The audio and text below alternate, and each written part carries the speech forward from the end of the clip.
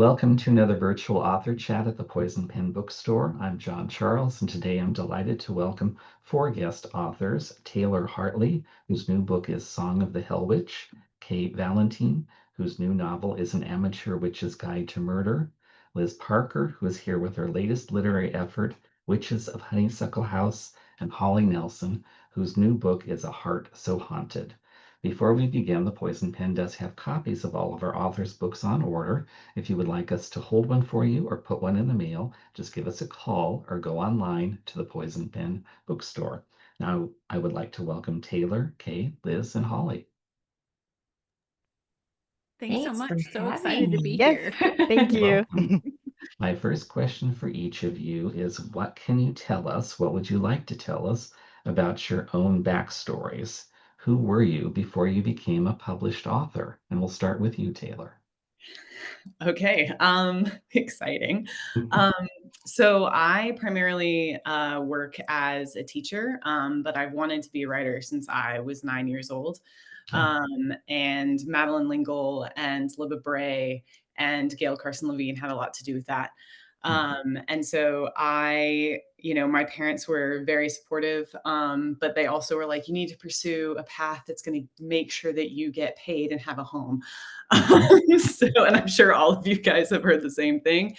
So I decided to go the teaching route. And I think song kind of came out of years of other books, and is kind of like this Frankenstein's monster of ideas. But I am pretty political. And so I also formulated it out of that. And yeah, that's really all I have to say there. Okay.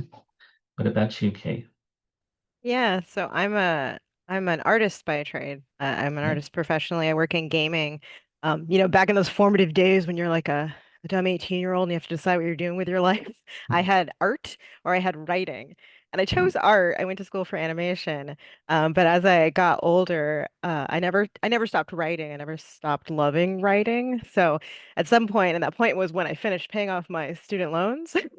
For the art degree, which I didn't get because I actually stopped going to school for a job because you don't need a degree to do art, guys. You don't need it. Um, I I somehow my brain backfired when that happened, and I was like, I didn't get a degree, but I paid a lot of money. I want to get a degree, so I went back to school for writing and got a degree. Which again, you don't need a degree in writing either, but I did get it, and that kind of kicked off the love for it again, and I really went in, with a lot of passion. So I'm doing just have two jobs right now, really. What about you, Liz? I'm fascinated by herbalism and what that means. Well, so I am a certified herbalist. I don't do it as a trade. It is a passion for me and a special interest for me. And when I get interested in something, like I have to learn as much as I can. So I did like 3 years of herbal apprenticeship online. And so I do I don't make any money off my herbalism. Before becoming an author, I actually run a social media business. It's small. It's myself and two other people, and I do social media work. So if you see me active on social media and you're like, wow, this person seems like they do this a lot, it's because I do it a lot. Um, Before that, though, like I got into writing back, well, many, many years ago. I started my first novel probably when I was like 20 or 21, but I started writing thinking I could write fiction. In college, there was a short story that I wrote in one of my classes that just kind of changed my brain in terms of how I can use the things that I know or things that have happened to me or people that I know and change them to create story. And that was a really healing experience for me. And that's kind of carried its way through a lot of my work. What about you, Holly? Yeah, so I daylight as like a supplement store owner. So I'm the one you come to, I guess, if you want to get jacked, but I didn't go to school for anything in that field. I started with graphic design, and I also learned that you don't need an art degree to do art. But again, the parents were like, Holly, you need to feed yourself. And I was like, okay. So that was as good as it was going to get. But I'd always loved writing when I was little, and they weren't any good. And I was like, well, I can make this better. And eventually I was like, you know what? I'm gonna do it. I'm just gonna do it. So while I, toil with the supplements in the daytime, that's what I do on the side. So yeah. My next question for each of you, and we'll start with you, Holly, is what can you tell us about your new book? And in this case, it's a debut, isn't it? It is.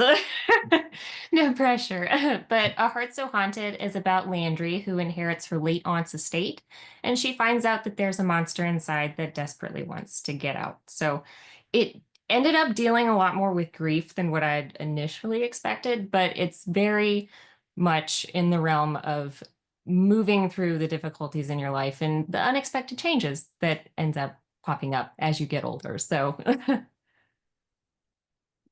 Liz, what do we need to know about Witches of Honeysuckle House? Yeah, so Witches of Honeysuckle House is my third book. It's my second solo book, and it is a story about a family of witches who they have this sentient house, and every 13 years, somebody that they love dies on the grounds of that house. And so they're cursed, and the story follows two sisters in present day who are lightly estranged, who have to kind of get over their differences, come together if they want to be able to break the curse so that they don't lose someone they love, possibly each other.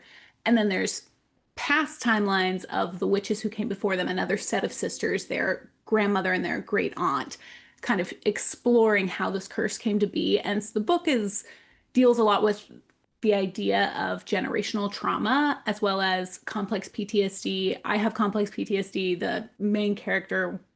Both of the main characters in the book have complex PTSD. One of them, more specifically, it's explored on the page. So it's a story of healing as well as magic and the places that we call home. Hey, what can you tell us about An Amateur Witch's Guide to Murder, which is a brilliant title? It's also your debut, isn't it? Yes, it is. And thank my publisher for that title. I had a bad name and they fixed it. But sure, it's about Mateo Barrero. He's a broke goth wannabe brujo, which is like a Hispanic witch, basically.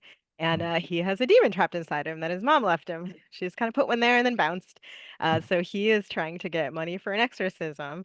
So he takes on a client who's cursed and rich and kind of cute, and doesn't know that Mateo doesn't know what he's doing. So he agrees to help him try and get uncursed. So uh it's funny, it's humorous, it's kind of got a little romance in it, but it's also like delving into what it's like being Puerto Rican in America is really, but like couched in fun. It's fun and demons and magic and cannibalism in there. Yeah. Taylor, what can you tell us about Song of the Hell Witch, which is also a debut? Is that correct? It is, and it actually came out today. So today has Oh. been a wacky day. So Song of the Hell Witch is kind of a byproduct of all of my rage over the past, I don't know, 9 years. Mhm. But it primarily focuses on Prue Merriweather, who decides that she doesn't want to be a poor street thief anymore. She wants to become a lady. So she runs away from her old country and leaves behind the boy that she loves, turns herself into a duchess, and comes back, marries the wealthiest man in the entire country, only to kill him in an assassination attempt on both of their lives. And so the only place she can go is to her ex-lover, who is a smuggler. But he also has a daughter who is ailing. And so together they decide to go to this coven of hell witches, who are women who have experienced trauma and transform into some kind of creature that can help them kind of survive in that moment, but then kind of I guess empowers them through their trauma. So it's really an examination of feminine rage. It's an examination of like the trauma that women endure, just any like from anything. So grief, assault, all sorts of different things. And I've been receiving messages that are like, it's too familiar to what we're experiencing right now. So that's been interesting to kind of see, but it very much explores like patriarchal structures and the kind of things we would have to do as women to take down those patriarchal structures. I thought it was interesting, and actually admirable that Taylor, you used something, an event that was so maddening to so many people as creative fuel. Yeah, so this I really came up with this idea the day that Roe v. Wade was overturned, because the biggest thing was I had a male like boss who came and said like, "Oh, I want to host this forum for all of the women who are feeling things today," and then proceeded to take the entire hour for himself. And I was like, "Oh, I want to turn into a dragon right now. Like, I just want to rage." And so after that, I kind of had this idea of like, what if women, when they're experiencing a traumatic event, could turn into like the legendary mythical female creatures like banshees and vampires and all sorts of things. And that's kind of how song came into the world. My next question is horror has been having a renaissance over the last 5 years, especially, and each of your books, whether full on or tangentially, kind of embraces that genre.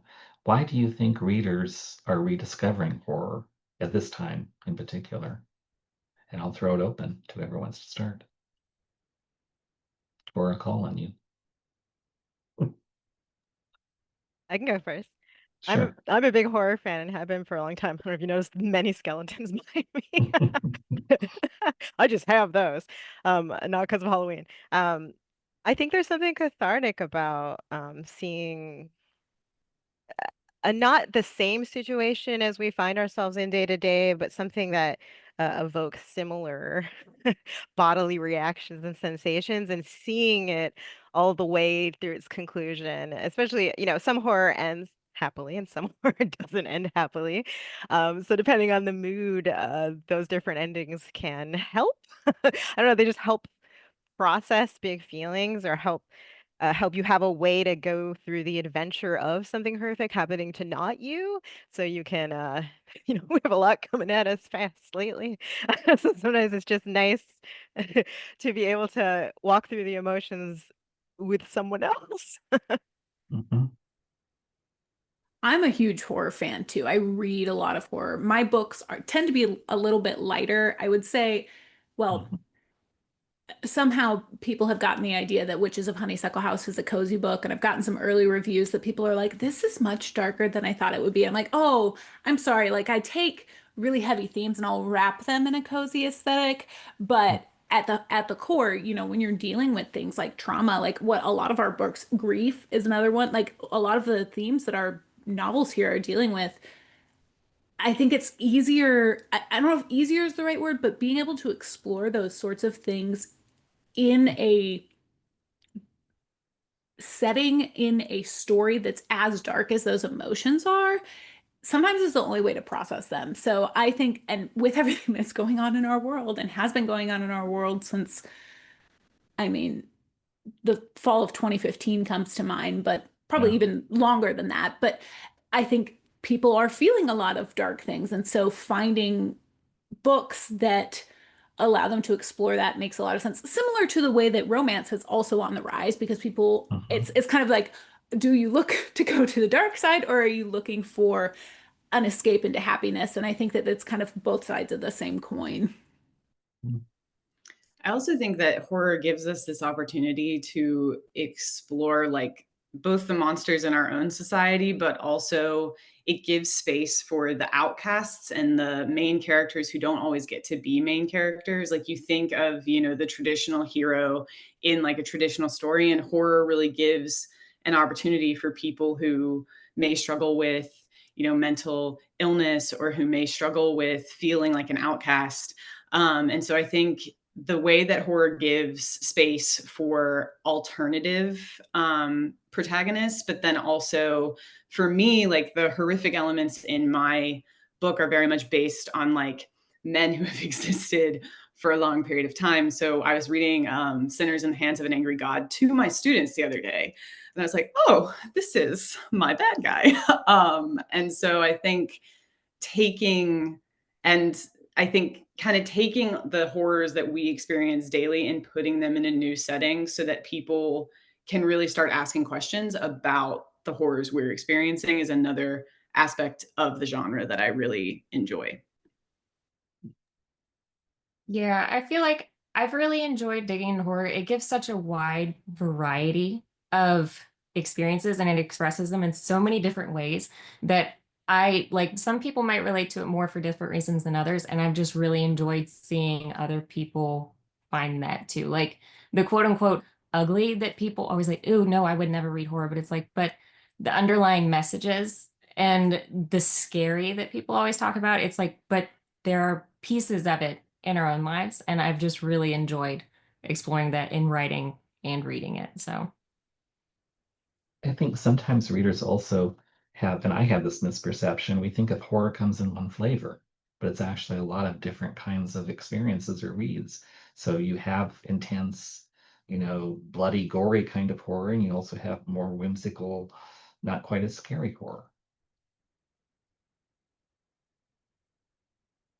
My next question for each of you is, all of your books kind of don't fit neatly in one genre box. You kind of explore different genres. You kind of have elements. It's kind of pick and choose from different kind of literary genres, which can be a plus, but it can also be a minus.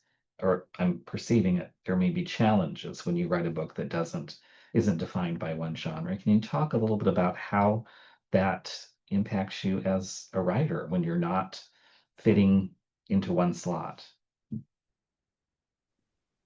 I can go first on that one. Okay. So my book has been marketed as a romantasy, but we were like, do we sell it as a romantic fantasy? Do we look at it as a romantasy? Is it a fantasy?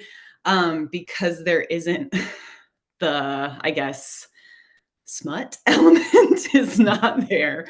And also like it kind of, the way that I went about it was very different in that he is not like a like a broody brood. And I wouldn't call him like, the traditional sexy man. He's very much a father and he's very much based on like the idea of what would a good man who respects women be in this kind of a patriarchal society.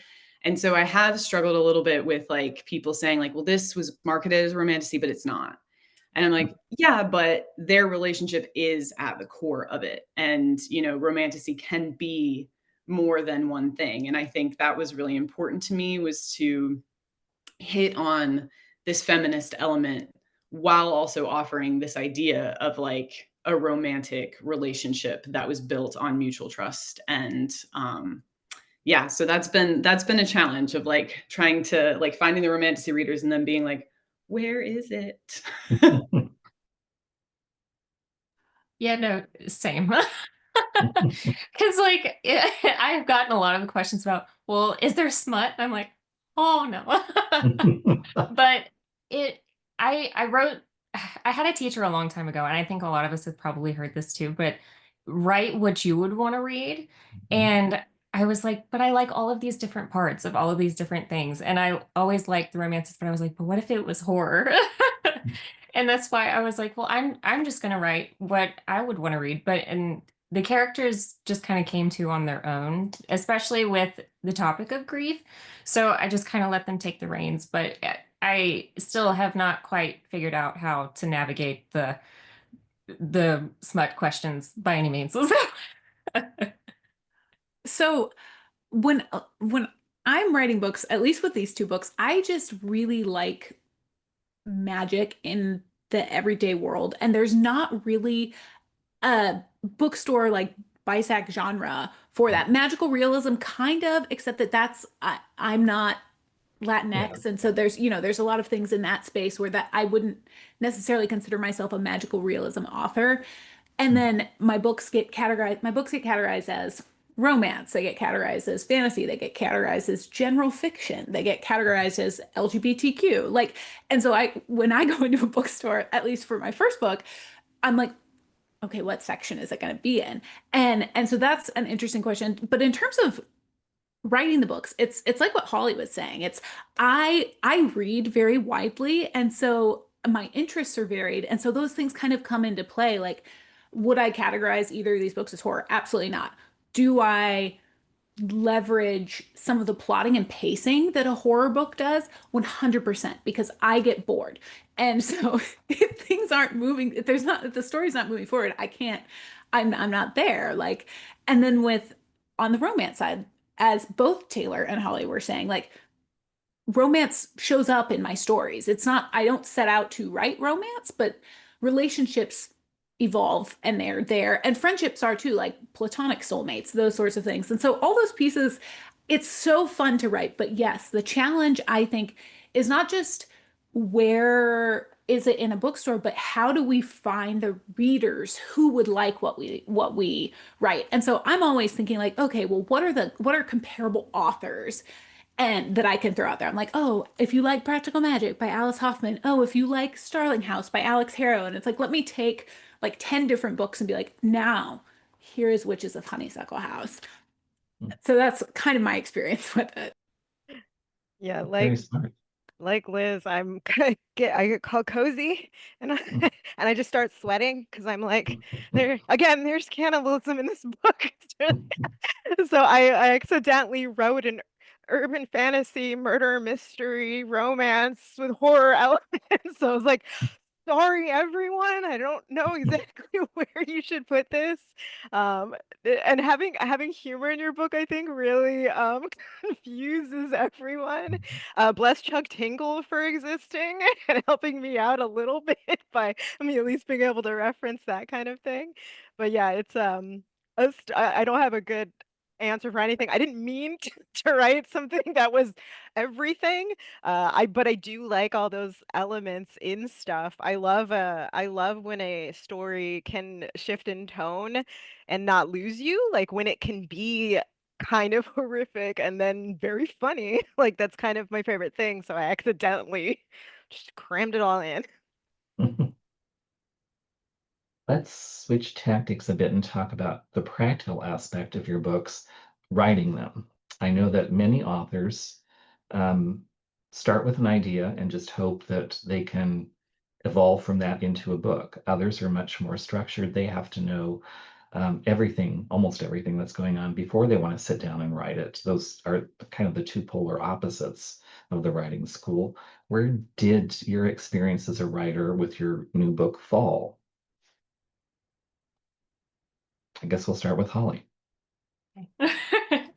Mine started, I had been writing like short stories about this one character for a few years, and I felt like I could never quite get him right. He was different versions of the same thing. And I was like, you know what? I'm gonna write the whole thing. I'm gonna write his backstory. And then it developed into this haunted house, like we were talking about, like genre mashup thing. But the real kicker for this one specifically was I plants for the most part. Like I always have to rewrite my act threes. That's just how I am. And with this one, when I was drafting it, Landry had her aunt passes away very early on in the book, like previous to the page, and my own aunt passed away. So I was having a really hard time like navigating the emotions of I'm supposed to know how to ladder this like I always do. And I can't be, I felt like an imposter of, okay, I need to approach this a different way because I'm not doing my normal my normal plan by any means. So it was a lot of going with it, just getting the first draft down and then realizing like I can always come back to this and I can always look at it structurally. But that was the first sense of like I need to be able to outline and I need to have like a solid line to follow. So at least I had steps instead of just being like, oh, we'll see where this goes. So Liz, was it easier for you that now that you have several books to your credit, or was Witches of Honeysuckle House just as difficult as your first book? This is probably the hardest book I've ever written because part of my writing process, whether this will be every book I write for the rest of my life, I do not know. I take my own trauma and I alchemize it into something else. And so because I'm pulling from that, there's always things that are very, very challenging.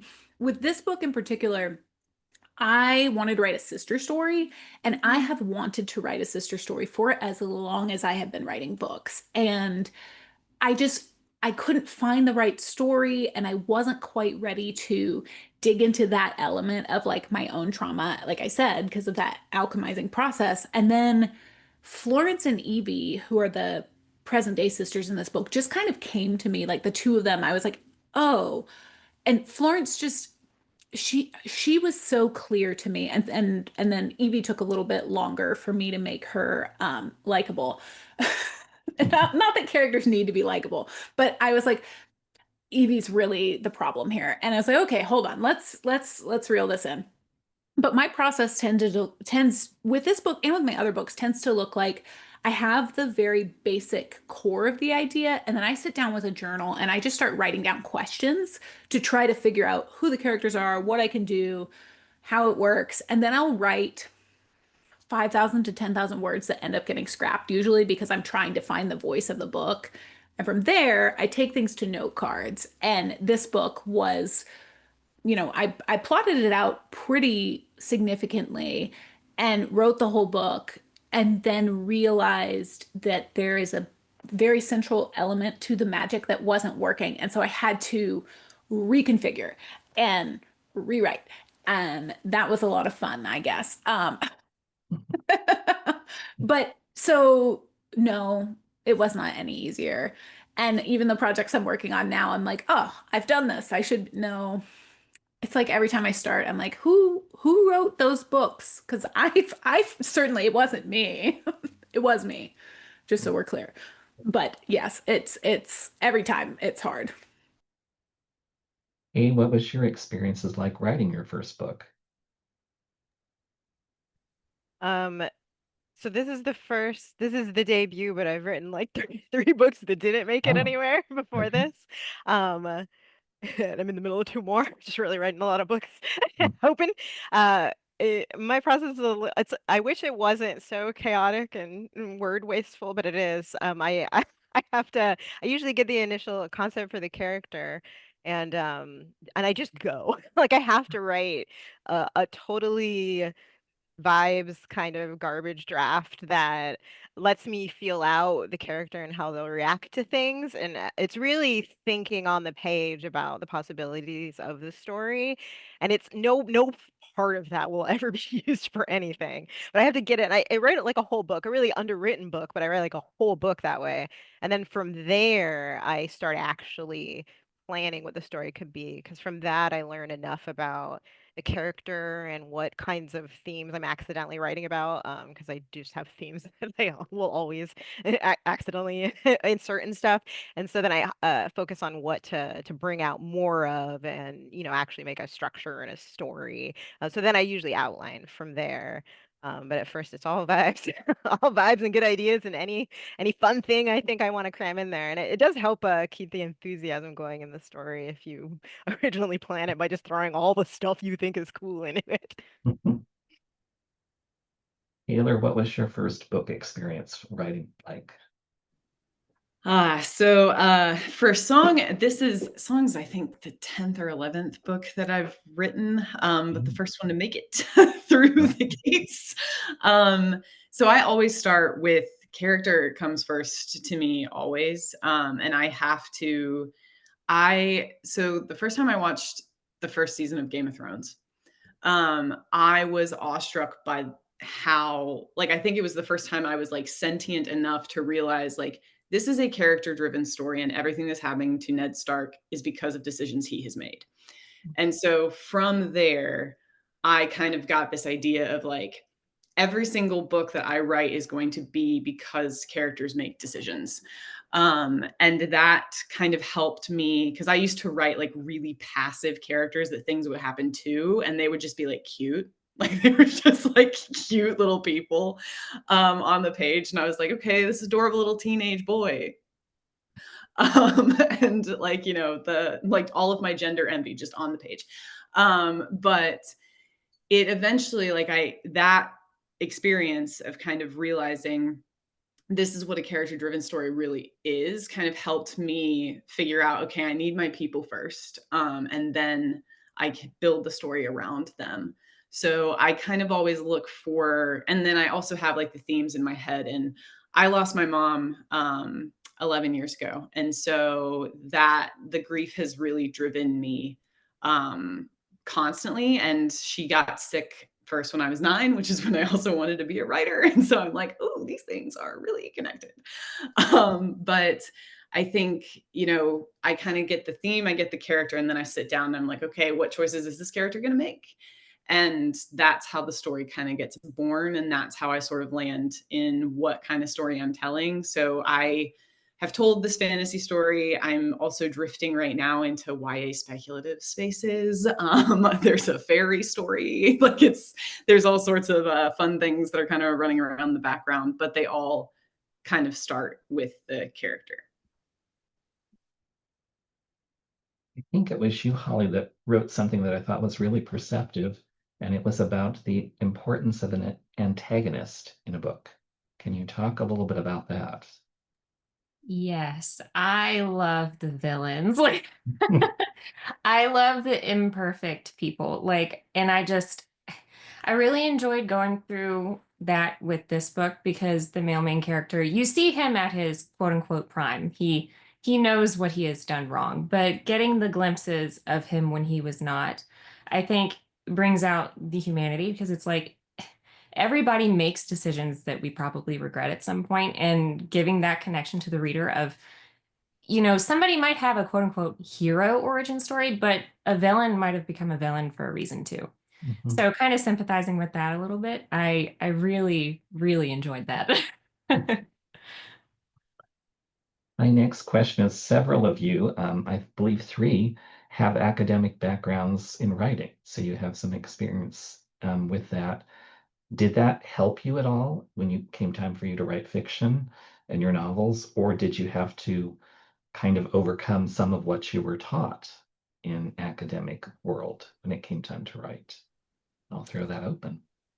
Absolutely had to overcome it. I don't know about the rest. I'm just kidding. But a little bit, I think what they taught me that I really value is, so my first professor would not let us write fantasy. She was like, no elves, no vampires, no magic, nothing. And I was like, what do you mean? That is all I want to write. What are you doing, you wicked woman? And then I realized that she did that because we so often use them as crutches in the beginning. And she was really trying to get us to write human stories. And so I carry that with me, and I carry their lessons about prose with me, because I'm kind of a minimalist, but I also had to unlearn the minimalism a little bit to make things pretty. The one thing I will say, and I don't know if you guys have had the same experience, but I never learned how to plot. They never taught me how to plot. And I was like, what do you mean I have to have a plot? What do you mean?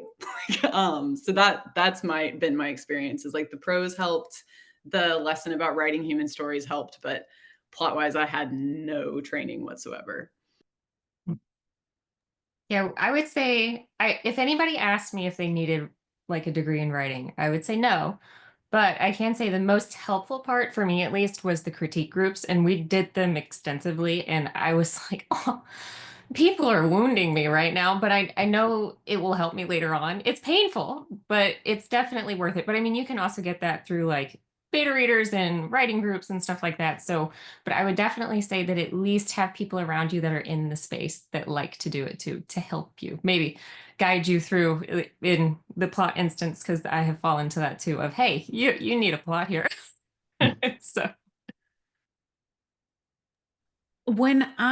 So I just have a bachelor's degree in English. That's the extent of my academic education in that space.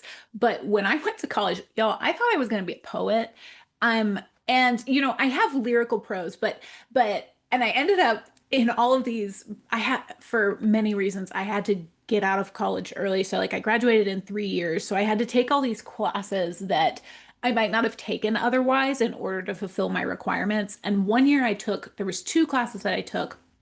In one of them, it was a creative nonfiction class. I was like, oh, I could write this. And we had to write a 40-page paper. And at the time, I was like, excuse me, how many pages?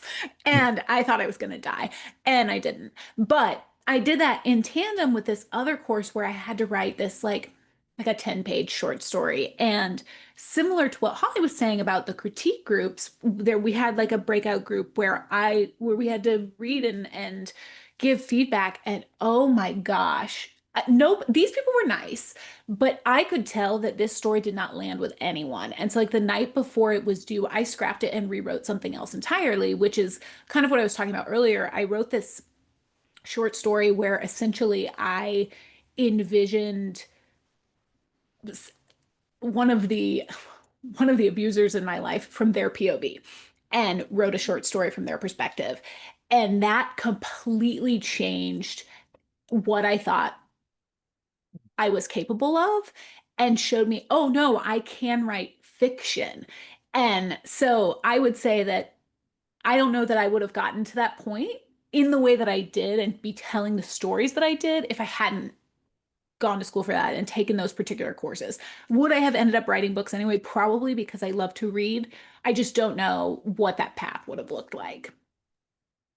Yeah, and like I mentioned, I went back to school as an adult, and I got there's a bachelor's in creative writing, an English degree, and it's a weird experience doing it when you're old because and I worked in art, so like the critique thing wasn't new to me. I'm like dead inside from critique from work, like, but I think the number one thing going back to school and getting the degree gave me was how much I didn't know because I left with the writing degree, but that didn't tell me nothing there taught me how to get a book into the world.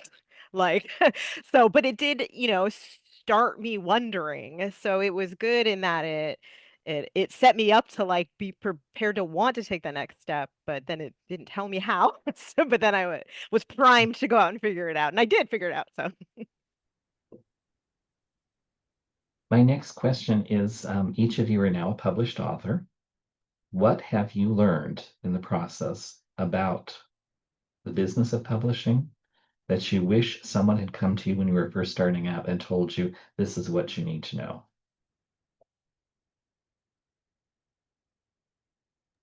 I'll go first on this since I'm 3 books in. I wish someone had told me a couple different things. One of them being the importance of having an agent who's really advocating for you. I left my agent after my first, like the agent who sold, which is a Honeysuckle House, is a different agent than what I worked with for Shadow Garden and then the co-authored book that I wrote, The Other March Sisters. And I think I wish that I had really understood what agent advocacy looks like, because I think that if I had understood that my debut in the Shadow Garden would have done a lot better, because I would have known, like, because I think I would have had an agent who was advocating in a much different way and a much bigger way to help that book succeed. That one. And then the other one is that I wish somebody had told me that you can work with and hire outside publicity, because I think I would have used a portion of my advance on my first book to do that, or maybe most of it. I mean, so in full transparency, because I have another job, a day job, I use my full advance on Witch's Honeysuckle House for outside publicity in hopes that that does for me what my first book didn't do from a visibility perspective. So I think I just wish that I had known that those were things that people did, because I didn't even know that was a thing that people were doing when In the Shadow Garden came out. So if there are any young new authors listening, those are things that you can do. You deserve an agent who advocates for you. And if you have the means to spend any portion of your advance to help with publicity, there are people who are specialized in that who can help you in that space. I'm gonna add to Liz's advice about an agent. So my first agent, there were a lot of red flags in the beginning, and I didn't trust my gut. And it was a lot of like, it was 2 years, honestly, of my career just down the drain, but also like my confidence. Like there was a lot of undercutting. There was a lot of like, this is bad. This is this way. This is that way. And I'm like, I know what critique is, and I know what feedback is, and I know like a person trying to help me with a story. And then I know a person trying to make me write a specific kind of story. And there was also a lot of talk of like, this is too romance for fantasy, but too fantasy for romance. And I was like, you do know that romantasy exists, right? But my new agent, or I guess not new, we've been working together now for 2 years, but she is like, she calls me, she's like my number one fangirl. Like the first date, like pre-order that was at the book signing or bookstore that I'm signing at this weekend. She was the first pre-order, and she is a fearless advocate. And she also, like, if something isn't working, she doesn't come at you with like criticism. She comes at you with questions, because she very much believes like, hey, if this is the story you want to tell, I'm going to help you tell it. And so that's the biggest thing, I think, is like, trust your gut. Because there were so many times where I was so desperate to get published that I wasted a lot of time with people who didn't believe in me. And I'm very happy that I learned that lesson. And now Songs out in the world, when that agent in particular was like, this is too confusing. And I was like, I'm going to trust my gut here. And I think we're going to go somewhere else. And now I'm super happy and just very, very grateful. So I think that's my big thing, is just like, trust your gut always. Mine's, you guys said all the good stuff that I could think of, but an additional helpful thing, and I think maybe people hear it a lot and it's hard to know how to do it, but is find other people who are writing and are at about the same place you are or a little bit ahead of you, and ask them things.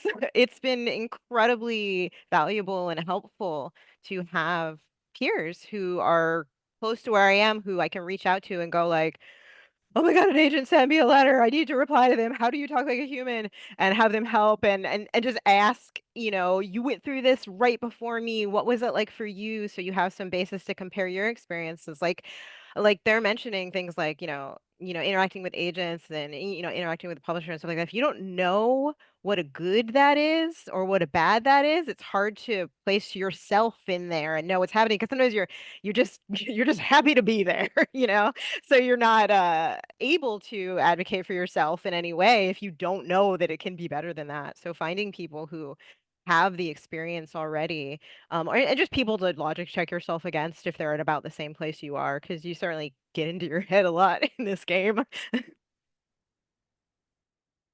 Yeah, definitely piggybacking off of everybody. Like the finding the good people to have in your corner, like you're saying, like with peers that are just in the same spot of life as you are, because 9 times out of 10, like you love your family and friends, but they're not going to really understand where you're at or be able to help you or anchor you. So good agent. And another one that I found was like find the booksellers that are just so excited for your book to come out, because it gives a little bit of a boost of your like confidence, like, okay, like this is actually happening. If you get in your head of like, oh, this is gonna fail, it's gonna be horrible, like I don't know what I'm doing, like, but having that support system in the background, like cheering you on, really, really helps, because you might not think that you'll need it, but you do need it. So That's a very clever insight, Holly, because booksellers, long after you're not in the bookstore, are the ones putting your book in the hands of readers. Yeah. Let's talk a little bit about each of you. We've talked about your journey as writers, as readers now instead. I know, Taylor, you've mentioned some of the authors and books, but can each of you talk a little bit about, do you read across the board? Do you focus on one genre? Are there certain books, certain authors that have become kind of literary touchstones for you, inspired you? So just your journey as a reader. I'm gonna- Martha Wells. Martha Wells is everything to me. Like when I read Murderbot, and she has other books before that, but I started with Murderbot. Um, I realized like I can write a serious thing that has emotion and character, and I can also make it funny. That like, and it's not as though I never read anything and probably did something like that, but she did it so expertly, and that first book of Murderbot is even thin, so it's like a little novella. She did it so competently in such a short story, that it like blew my brain out my head. I was like, I can do this. Like, she is very inspirational to me. I'm ride or die for Martha Wells. I'm not gonna lie, I'm very much an all across the board Like I read a little bit of everything, but the ones that have always stuck with me are always gothic and raw, a little maybe weird, like the unconventional. And but I still love like a good possession story. The ones that have the thread of heart in it, but it's like, no, dead body in the other room. Those always end up sticking with me. But right now, if I had to pick, I would say it's probably Isabel Kanye's. She's like, I know she's only 3 in, but I'm like, please, I need like 12. So for me, the books that got me into writing what I write now, because like I've been writing for 17 years since when did I graduate college? I don't even want to go into that. I've been writing for a long time. And my early works were in the young adult space. They're very different from the stuff that I'm publishing now. And the books that really shifted me into whatever genre mashup that I write, one of them was a young adult book. It's called Bone Gap by Laura Ruby. And then Sarah Addison Allen's Garden Spells, specifically from her. Both of those really showed me how magic can play out in the world. And so those had a huge impact on what I write. I will say book authors I will buy and read anything that they write for me. Outside of that space, Isabel Cañas is one of them. I'm actually reading her latest book right now for a book club that I'm in, and it's so good. Catriona Ward, I really love her horror. And then India Holton, who writes very whimsical romance, like with fantasy elements. And then Amber McBride, who right now most of her work is young adult and it's novels and verse. So it's kind of like a mashup of multiple things, but each of those authors has a book that's on my like top 10 books of my entire life. And then my favorite book of all time is a book called, oh my God, wait, I just lost the name. It's The Particular Sadness of Lemon Cake by Amy Bender, which came out, I think maybe it was like 2011 anyway. If anybody who's listening, you want a book that will make you weep, I highly recommend. I like books that make me cry. In a good way. Usually in a good way. That one definitely is in a good way. I mean, just kind of piggybacking off of what everybody said, but I read pretty much everything. I will read anything. I'll give anything a chance. I won't finish everything, but I will give anything a chance. I also love books that cry. I love books that destroy me. My big author discovery of the year has been Allison Epstein. So I started with Fagin the Thief. I read her Tip for the Hangman, and then I just finished her Let the Dead Bury the Dead, which are all different historical books, historical fiction novels, and beautifully done. She wrote a Kit Marlowe that absolutely wrecked me in the best way possible. And then I think right now my favorite book of all time is Hamnet by Maggie O'Farrell. And I love reading books that I could never write. I'm like, dang, you guys are killing me with how good you are. And so like the aspirational part of that, I think, is huge. For me with fantasy though, like fantasy was my first love. Fantasy was kind of what got me into reading.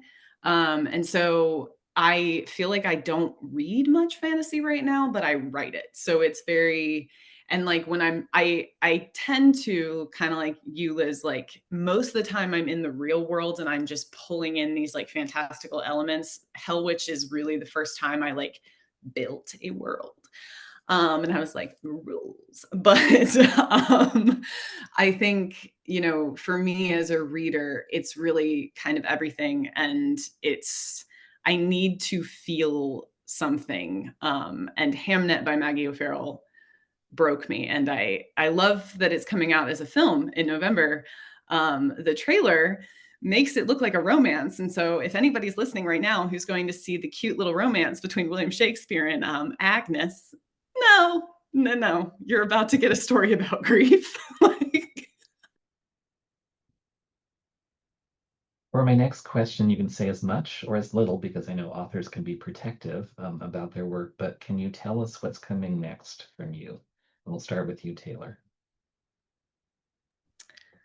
I hope a lot. Fair? I hope a lot. I will say that there is a book 2 in progress because book 1 ends on a pretty big cliffhanger, and I have a lot of people who are like, "Where is it?" And then I have a lot of other projects in the works, so I'm just praying to the publishing gods that good things happen. Kay? I've got two potentials. I don't think I can say much about either, but there's cannibalism again. I don't know why. Sorry, everyone. Liz?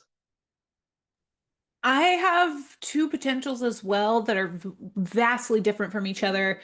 One of them is more in the space of Witches of Honeysuckle House, but a little, but maybe actually cozy. I don't, it still has stakes, but like maybe the cozy readers will be like, oh, these stakes are softer. I don't know. And then I have one that's horror that I'm working on. So we'll see. If you want to see another book from me, if you want to see that really cozy one, please pre-order Witches of Honeysuckle House. So Mhm. so that my publisher will buy it. Thank you. Holly? Yeah, so I also have two that are floating. Unfortunately, I don't have any cannibalism in mine. But right now, there is one floating that is within the same bubble as A Heart So Haunted. And then there's one that I'm drafting right now that again, like Liz said, if you want it, please pre-order the one I have coming out right now. But it's Appalachian horror. So Oh, yeah, something a little different. We're going to the mountains instead of low country this time. So great.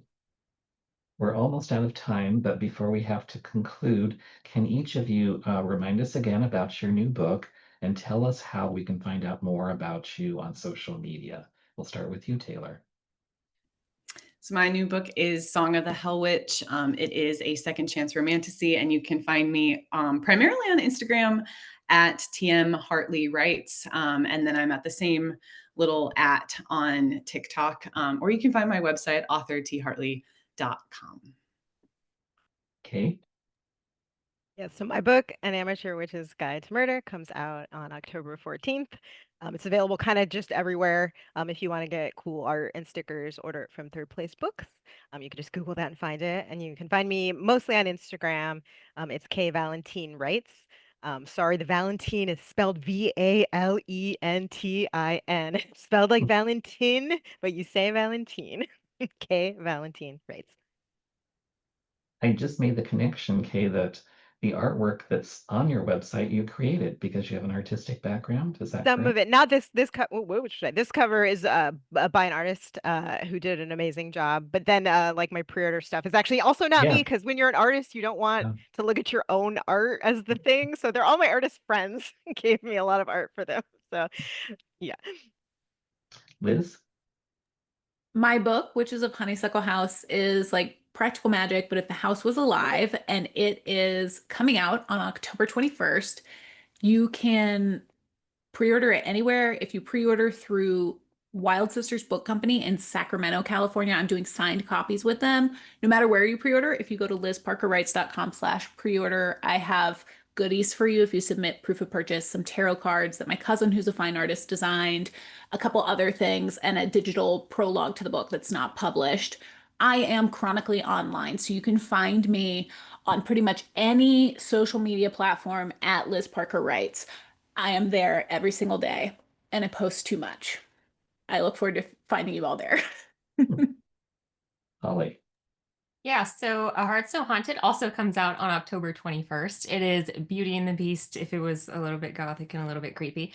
But you can usually find me on Instagram at The Hollie Nelson. I'm on TikTok a little bit also at The Hollie Nelson, and then my website is thehollynelson.com. But if you pre-order, like David also mentioned, I am also doing a pre-order thing. So if you go to the link in my bio, you can go ahead and submit proof of purchase and you'll get goodies for it. That's wonderful. Well, an hour has never flown by so quickly. We've been very fortunate to have with us at the Poison Pen today virtually four extremely talented authors, Taylor, Kay, Liz, and Holly. I'd like to thank them for taking time to be with us. And thank you for joining in for another virtual author chat at the Poison Pen Bookstore. Thank you. Thank you. And thank you. Thank